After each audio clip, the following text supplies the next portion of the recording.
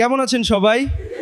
ভাই, জীবনটা না তেজপাতা হয়ে গেছে, বিশেষ করে এই কলেজ লাইফ। তো লোকে বলে কলেজ লাইফ নাকি গোল্ডেন লাইফ, কিন্তু আমার কাছে মনে হয় এটা হোল্ডেন লাইফ। মানে সব কিছুই শুধু ধরে রাখতে হয়। প্রেশার ধরে রাখো, রেজাল্ট ধরে রাখো, আর গার্লফ্রেন্ড থাকলে তো তার ধরে রাখো। হাত ভাই হাত। আপনারা আবার কি ভাবলেন? আসলে সমস্যাটা আমাদের জেনারেশনের না, সমস্যা হলো আমাদের শব্দ চয়নে। আমরা এমন সব শব্দ ব্যবহার করি যাতে সাধারণ মানুষও কনফিউজড হয়ে যায়। আপনাদের মনটাই আসলে ডাস্টবিন।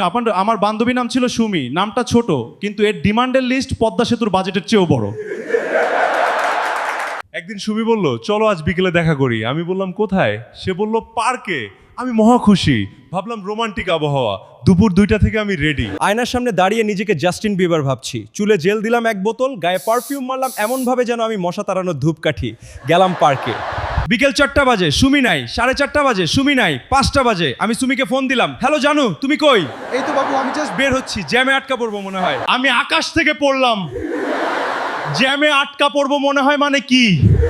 তুমি তো এখনো বেরই হও নাই। সে বলে মেয়েরা রেডি হতে যে সময় নেয়, ওই সময় নাসা মঙ্গল গ্রহে 2বার ঘুরে আসতে পারে। আপনাদের কারোর সাথে কি এমন হয়েছে না? বাবু আমাকে কেমন লাগছে? রাগী গলায় বলতে চাইলাম তোমাকে পেতনির মতো লাগছে, কিন্তু মুখ দিয়ে বের হলো ওয়াও, তোমাকে তো ক্যাটরিনা কাইফের খালাতো বোনের মতো লাগছে। এরপর শুরু হলো আসল প্যারা, ফুচকা খাওয়া। ভাই, মেয়েরা ফুচকা খাওয়ার সময় যে হা করে, ওই হায়ের সাইজ আর তাদের পেটের সাইজের কোনো মিল নাই। মামা ঝাল বাড়ায় দিয়েন। মামা এমন ঝাল দিল যে আমি একটা খেয়েই কান দিয়ে ধোয়া ছাড়ছি। আর সুমি, সে নির্বিকার। প্রেমে পড়লে বন্ধুরা আর বন্ধু থাকে না, ওরা হয়ে যায় শত্রুজা। আমার বেস্ট ফ্রেন্ড বকি দিয়ে, ওর কাজই হলো আমার পকেট ফাঁকা করা আর বিপদে ফেলা পায়। সেদিন সুমিকে নিয়ে রিক্সায় করে যাচ্ছি নে, রোমান্টিক মুহূর্ত। হঠাৎ দেখি রাস্তার পাশে বকি দাঁড়িয়ে আছে। হ্যাঁ, আমার হার্টবিট বেড়ে গেল, কারণ আমি জানি ও কি করবে। বকি আমাকে দেখেই চিৎকার দিল, কিরে দোস্ত ভাবি নাকি? মাশাআল্লাহ, মানাইছে কিন্তু। তা ট্রিট কবে দিবি?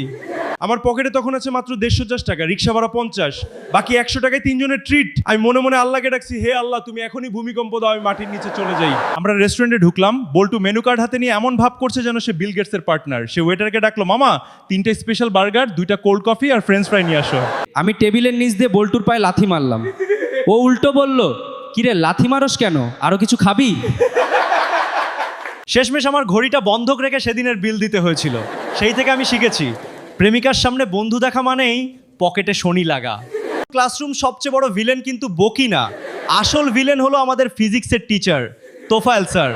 আমরা তাকে ডাকি টাইগার তোফায়েল, কারণ তিনি যখন ক্লাসে ঢোকেন তখন বাঘের মতো গর্জন দেন। সেদিন সুমির সাথে ঝগড়া হয়েছে, মনটা খুব খারাপ। ক্লাসে বসে আছি কিন্তু মন পড়ে আছে সুমির ইনবক্সে। স্যার পড়াচ্ছেন নিউটনের সূত্র। এই সাদা শার্ট দাঁড়াও, নিউটনের 3য় সূত্রটা বলো তো।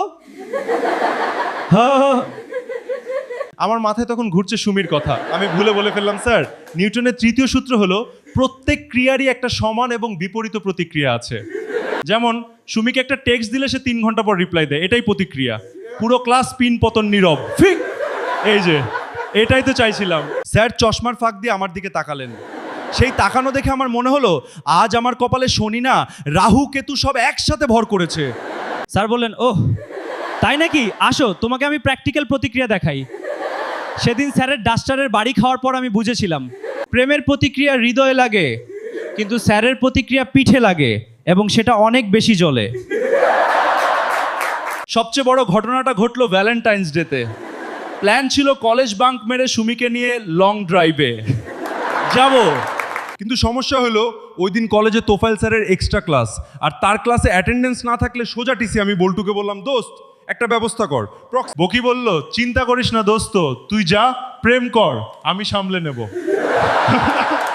আমি সুমিকে নিয়ে ঘুরতে গেলাম, খুব আনন্দ ফুর্তি করলাম। বিকেলে বাসায় ফিরে দেখি আম্মা দরজায় দাঁড়িয়ে, হাতে ঝাড়ু। আমি বললাম, কি হয়েছে মা? মা বলল, তোর কলেজে নাকি আজকে গার্জিয়ান কল করেছিল। আমি অবাক, কে, কেন? মা বলল, তোর বন্ধু বল্টু ফোন করে বলেছে তুই নাকি ক্লাসে অজ্ঞান হয়ে গেছিস। তাই তোকে হাসপাতালে নেওয়া হয়েছে। আমি বুঝলাম বকি শয়তানটা প্রক্সি দিতে গিয়ে ধরা খেয়েছে। স্যার যখন আমার নাম ডেকেছে, বকি বল্টু ইয়েস স্যার বলে বলেছে। স্যার ও তো অসুস্থ, হাসপাতালে। ঠিক আছে, ওর বাবাকে ফোন দাও। মামার নাম্বার তো চলে গেছে। স্যার, ও তো অসুস্থ, হাসপাতালে। স্যার তখন বলেছেন ঠিক আছে, ওর বাবাকে ফোন দাও। আর বকি আমার বাবার নম্বরে না দিয়ে নিজের চাচার নম্বরে ফোন দিয়েছে। And that uncle again knows my father. It's a huge mess. Good morning, Simon. You're late. হাতে সেই বিখ্যাত বেত। আমাকে দেখেই স্যার হাসলেন। সেই হাসি দেখে মনে হলো কসাই গরুকে জবাই করার আগে যেমন হাসে। স্যার বললেন, কি বাবা রোমিও, হাসপাতাল থেকে কবে ছাড়া পেলে? আমি মাথা নিচু করে বললাম, জি স্যার, আজকেই। স্যার বললেন, তোমার অসুখটা কি ছিল? লাভ ম্যালেরিয়া? এরপর স্যার আমাকে স্টাফ রুমে নিয়ে গেলেন। সেখানে সুমির বাবা বসে আছেন। আমি তো আকাশ থেকে পড়লাম, সুমির বাবা এখানে কেন? তাকিয়ে দেখি বকি কোণায় দাঁড়িয়ে মিটমিট করে হাসছে। শয়তানটা ধরা পড়ার পর নিজের পিঠ বাঁচাতে স্যারকে বলেছে, স্যার ও একা না, সুমিও ওর সাথে ছিল। আর ওরা হাসপাতালে না, চিড়িয়াখানায় ছিল। সুমির বাবা আমার দিকে তাকিয়ে বললেন, তুমি আমার মেয়েকে নিয়ে চিড়িয়াখানায় গিয়েছো? আমি তোতলামি করে বললাম, আঙ্কেল আসলে আমরা বানর দেখতে গিয়েছিলাম। দোস্ত বল যে নিজেদের আত্মীয় স্বজন দেখতে গিয়েছিলাম। আঙ্কেল আসলে আমরা নিজেদের আত্মীয় স্বজন দেখতে গিয়েছিলাম। সুমির বাবা রেগে গিয়ে বললেন, তোমাকে আমি দেখে নেব। আর তোফায়েল স্যার বললেন, ওকে দেখার দায়িত্ব আমার। সেই দিন স্টাফ রুমে যা হয়েছিল সেটা আমি বিস্তারিত বলবো না। শুধু এটুকু বলি, এরপর থেকে আমি আর বেঞ্চে বসতে পারতাম না, দাঁড়িয়ে ক্লাস করতাম। কারণ বুঝতেই পারছেন ডাস্টারের বাড়িটা কোথায় পড়েছিল। সেই ঘটনার পর সুমির সাথে আমার ব্রেকআপ হয়ে গেল, কারণ সুমির বাবা ওর ফোন সিজ করে নিলেন, আর আমার বাবা আমার বাইক মানে সাইকেল সিজ করে নিলেন। এখন আমি কলেজে যাই, ক্লাস করি, আর বকি দিকে তাকালে ও একটা চিপস এগিয়ে দিয়ে বলে, দোস্ত যা হওয়ার হয়েছে, চিপস খা। প্রেম আর প্যারা তো শুনলেন, এবার আসি পরীক্ষার হলে। আমাদের মতো স্টুডেন্টদের জন্য পরীক্ষার হল হলো সার্ভাইভাল মিশন, আর সেই মিশনে আমার গাইড হলো বকি। সেবার তোফায়েল স্যারের ফিজিক্স পরীক্ষা। আমি কিছুই পড়িনি, সব ভরসা বকি ওপর। পরীক্ষার আগে বকি বলল, দোস্ত টেনশন নিবি না, এমসিকিউ সব আমি দেখাবো, আমার সিগন্যাল ফলো করবি। আমি বললাম, কি সিগন্যাল? বকি বলল, আমি যদি মাথায় হাত দেই তাহলে উত্তর ক, যদি নাকে হাত দেই তাহলে খ, কানে ধরলে গ, আর যদি টেবিলে থাপ্পড় দেই তাহলে ঘ। পরীক্ষা শুরু হলো। তোফায়েল স্যার বাজের মতো তাকিয়ে আছেন, আমি বল্টুর দিকে তাকিয়ে আছি। 1 নম্বর প্রশ্ন, বল্টু মাথায় হাত দিল, আমি খুশিতে ক দাগালাম। 2 নম্বর প্রশ্ন, বল্টু নাকে হাত দিল, আমি খ দাগালাম, সব ঠিকঠাক চলছিল। হঠাৎ 5 নম্বর প্রশ্নে এসে দেখলাম বল্টু পাগলের মতো পুরো শরীরে চুলকাচ্ছে, একবার মাথায়, একবার কানে, একবার পিঠে। 5-এর উত্তর কি? আরে উত্তর না, কাল রাতে মশারির ভেতর মশা ঢুকছিল, ওরা কামড়াইছে, তাই চুলকাইতেছি। হঠাৎ তোফায়েল স্যার এসে আমার খাতাটা টান দিলেন। কি ব্যাপার, তুমি বন্ধুর চুলকানি দেখে উত্তর বসাচ্ছ? তোমার খাতার অবস্থা তো রিক্সার পেছনের আর্টের মতো, সব ভুল। সেদিন বুঝেছিলাম বন্ধুর চুলকানির ওপর ভরসা করে পাস করা যায় না। তোফায়েল স্যার কলেজে একদিন ঘোষণা এলো, সবাইকে ইংরেজিতে কথা বলতে হবে। প্রিন্সিপাল স্যার আসছেন ভিজিটে। তোফায়েল স্যার ক্লাসে এসে বললেন, আজকে কেউ বাংলায় কথা বললে তাকে আমি ফ্যানের সাথে ঝুলাবো। Speak in English only. আমি তো টেনশনে শেষ, আমার ইংরেজির যা অবস্থা, আই ইট রাইসের পর আর কিচ্ছু পারি না। হঠাৎ প্রিন্সিপাল স্যার ক্লাসে ঢুকলেন। তোফায়েল স্যার আমাকে দাঁড় করালেন। Stand up, tell sir about your hobby. আমি কাঁপতে কাঁপতে দাঁড়ালাম। সুমি আমার দিকে তাকিয়ে আছে। ইজ্জতের প্রশ্ন। আমি বললাম, sir my hobby is gardening. Principal sir খুশি হয়ে বললেন, very good, what do you grow? আমি বেগুনের ইংরেজি ভুলে গেছি, এখন কি করব? মাথায় বুদ্ধি এলো। আমি বললাম, স্যার আই গ্রো বেগুনি। প্রিন্সিপাল স্যার অবাক, বেগুনি, হোয়াট ইজ দ্যাট? আমি কনফিডেন্সের সাথে বললাম, sir it is the husband of potato, আলুর জামাই। Colour is purple but inside is সাদা। বল্টু হাসতে হাসতে বেঞ্চ থেকে পড়ে গেল। তোফায়েল স্যার রাগে লাল হয়ে গেলেন। তিনি প্রিন্সিপাল স্যারের সামনেই বললেন, get out, get out, you get out from my class. আমি বললাম, sir I am going but future is not good.